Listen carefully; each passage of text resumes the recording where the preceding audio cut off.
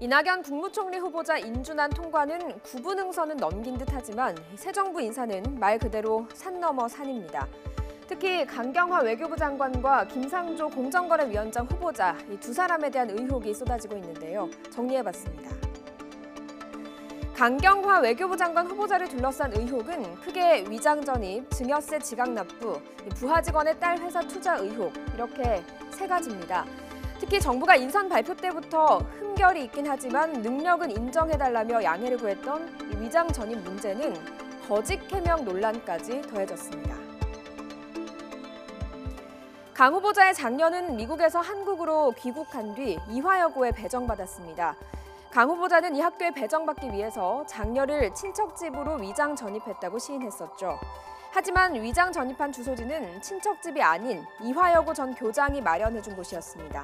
거짓 해명까지 했다는 비판이 나왔습니다. 은사께서 그 주소지를 소개해 주셔서 그 주소지로 주민등록을 옮기게 되었고 그때의 그 주소지에 누가 사는지 소유주가 누군지에 대해서는 전혀 알지 못했습니다. 청와대 쪽에서 물어보니까 혹시 아마 그게 친척집이었지 않아? 이렇게 쉽게 대답을 한 모양인데 친척집은 전혀 아니었습니다. 증여세 탄루도 문제가 됐는데요. 소득이 없던 두 딸이 구입한 거제시의 1억 6천만 원짜리 2층 단독주택에 대해 부모가 구입 대금을 증여한 것으로 보이는데도 증여세를 3년간 내지 않다가 장관에 지명된 뒤 늦게 낸 겁니다. 여기에 강 후보자의 딸이 세운 주류 수입회사에 강 후보자의 유엔 부하 직원이 초기 투자금 대부분을 출자했고 실제 수입 실적이 없어서 페이퍼 컴퍼니라는 의혹도 제기됐습니다. 강 후보자는 딸과 부하 직원이 친한 사이라 동업한 거고 자신은 개입하지 않았다고 해명했습니다. 김상조 공정거래위원장 후보에 대해 먼저 제기된 의혹 역시 위장 전입 문제입니다.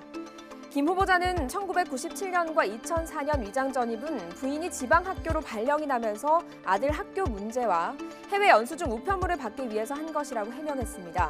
크게 문제가 되지 않는 듯 했는데요. 그러나 이번엔 1999년에 구입한 시세 1억 8천만 원짜리 아파트를 5천만 원에 샀다고 신고해서 다운 계약서를 작성한 사실이 밝혀졌습니다. 당시엔 이게 위법이 아니었고 광범위한 관행이었다는 반론도 나왔습니다. 2011년 입대한 아들이 갑자기 보직이 바뀌고 일정 기간은 매달 휴가를 나왔다는 특혜 의혹도 제기됐습니다. 김 후보자 측은 학벌이 좋아서 부대 측이 보직을 변경한 거고 휴가는 모두 근거가 있다고 해명했습니다. 여기에 아내와 관련된 의혹도 제기됐습니다.